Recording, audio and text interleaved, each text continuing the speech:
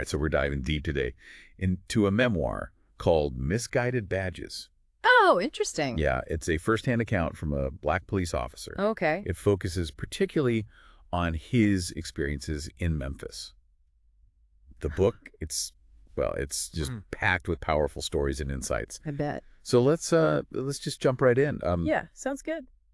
The title itself, Misguided Badges. Mm-hmm. It's intriguing, right? Yeah, it is. Kind of pointed, almost accusatory, you know. Definitely. What's the author's take on that phrase? He doesn't shy away from it.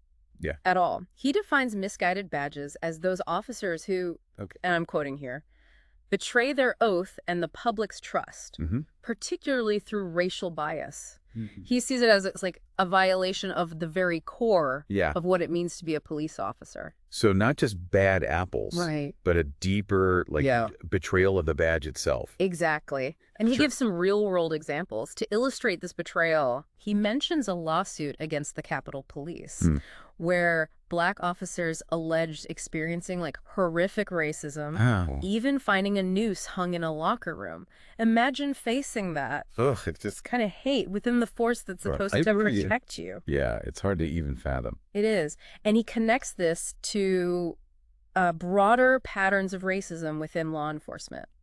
So not just a few isolated incidents, No. but a system built on a foundation of racial bias. Exactly. He cites Linda Williams. She's president of the National Organization of Black Law Enforcement Executives. Okay. And she describes a blanket of racism within policing. Wow. And she even traces this back to the historical roots of policing in America. Oh, wow. Linking it to slave patrols. It's crazy how deep these issues really run. It really is. It's a sobering reminder. And the author, he experienced this firsthand long before he ever wore a badge. Yeah. He paints this really vivid picture of growing up in South Memphis during the 50s and 60s. Wow. A time and place, marked by segregation and constant police harassment. He talks about the corner a lot, right? He does. Like this hub of black-owned businesses and community life. Right. But also this place where he really felt the oppressive presence of white police officers. Absolutely. He recounts the story of walking home late one night with his friends. They were teenagers. Yeah.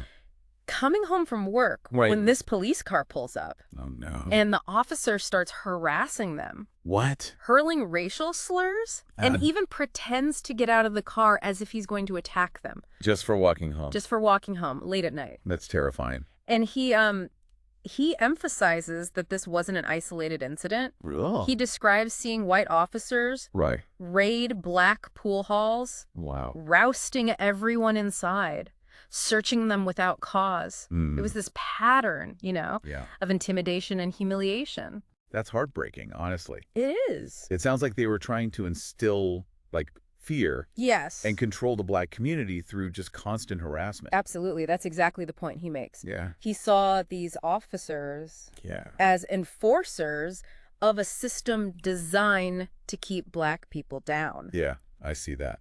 And what's fascinating is that these experiences actually motivated him to become a police officer. Really? Yeah.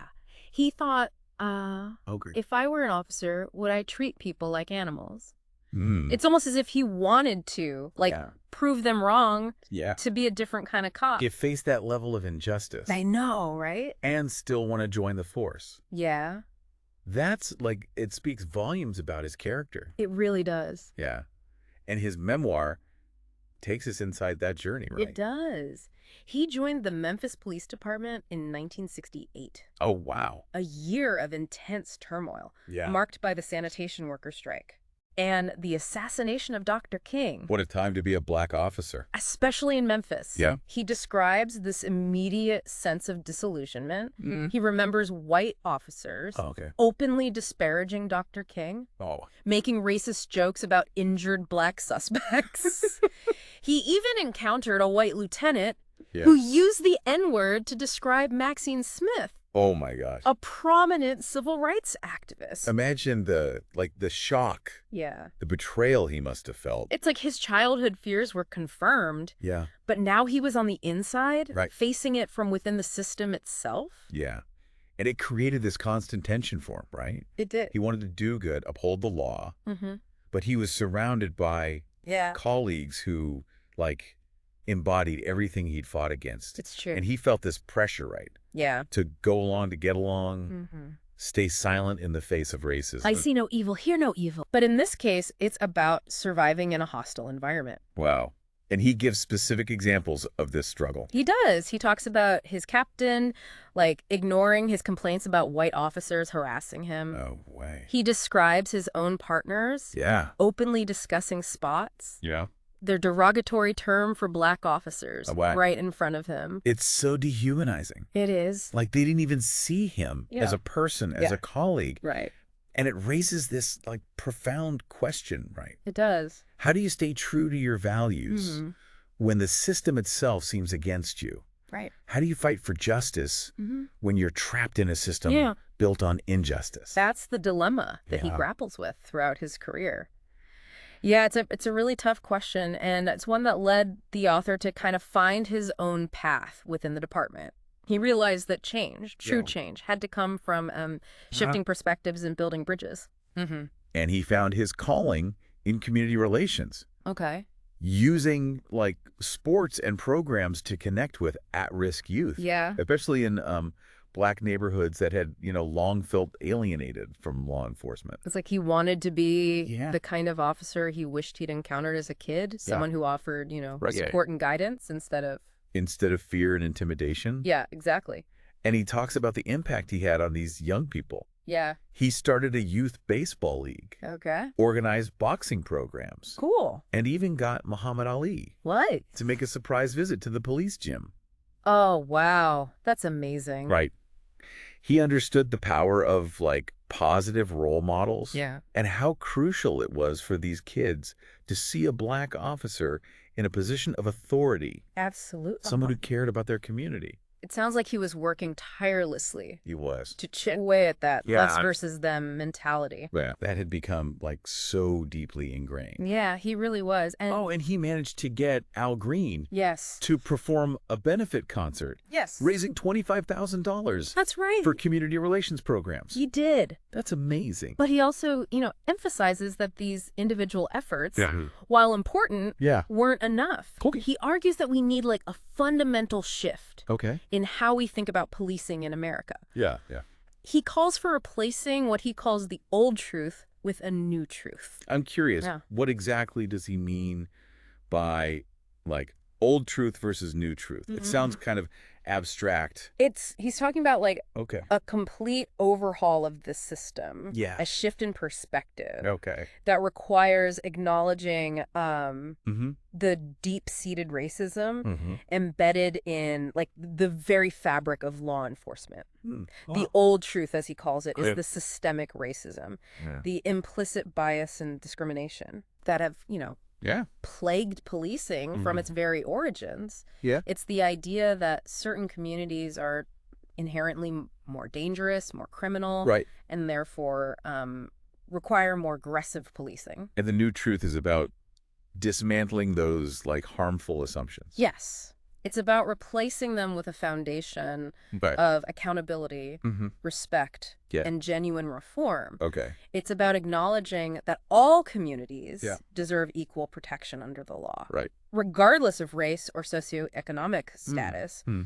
He envisions a system where police officers are trained to de-escalate situations, to see the humanity in every individual they encounter, and to use force only as a last resort. So how does he propose we actually achieve that? Yeah, that's the... Like, it sounds like a massive undertaking. It is. Especially given the resistance he faced, within his own department. He outlined some concrete solutions. Right. Starting with ending pretext stops. Those traffic stops that are often used to target, like, Black and brown drivers without probable cause. He argues that these stops are not only discriminatory, but also erode trust between the police and the community. It makes sense. If you're constantly being pulled over for minor infractions, or even no infraction at all, that's hard to see the police as anything other than, like an occupying force. Exactly. Yeah. He also calls for diversifying police forces to better reflect the communities they serve. He believes that having officers who understand like the culture and experiences of the people they're policing is essential for building trust and fostering positive relationships. It's about breaking down those barriers, creating a sense of like shared identity and understanding. Absolutely. And he's a strong advocate for community policing, building relationships between officers and, you know, the people they're sworn to protect. Yeah. He believes that by like engaging with the community, officers can gain a better understanding of the challenges people face and work collaboratively to address them. Yeah, I like that. He also emphasizes that officers need to be educated about racial bias and the history of racism in law enforcement. It's about acknowledging those blind spots, those unconscious biases that can influence how officers, you know, perceive and interact with people of color. Right. He argues that without this awareness, without acknowledging the systemic nature of racism, we're doomed to repeat the same mistakes. He also highlights the importance of critical race theory as a tool for understanding the historical context of racism in America, particularly within, you know, the legal system and law enforcement. That's interesting because there's been a lot of like pushback against critical race theory lately. There has. With some people arguing that it's divisive or even harmful. How does he address that? He sees this pushback as like a form of denial. A refusal to confront the like uncomfortable truths about our nation's past. He argues that you can't just sweep history under the rug. That like ignoring the past only perpetuates the injustices of the present. I agree. He believes that critical race theory helps us understand how racism is embedded in our institutions and policies and how it continues to like affect people's lives today. It's about understanding how those historical injustices continue to shape our like present reality. Totally. It's like trying to treat a disease without understanding its root cause. Exactly. He makes this powerful analogy, saying that America tells the rest of the world about, you know, the beauty of democracy, but then suppresses the truth about its own history. Wow. He calls that hypocrisy. That's a pretty stark statement. Yeah. So if critical race theory is part of the solution, what else does he propose? He's a strong advocate for real accountability within police departments. He talks about how for too long, officers have been able to act with impunity, especially when it comes to violence against Black people. He points to the fact that investigations into police shootings are often conducted internally, which creates, you know, a clear conflict of interest. It's like asking the fox to investigate what happened in the henhouse. Exactly. He also brings up the issue of like qualified immunity. Which essentially shields officers from being held personally liable for their actions, even in cases of misconduct. That's right. He sees that as a major obstacle to justice.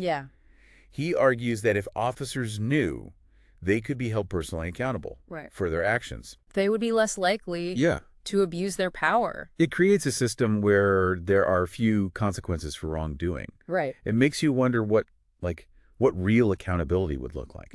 And he offers some thoughts on that. He's particularly passionate about the power of like body cameras and cell phone videos in holding officers accountable.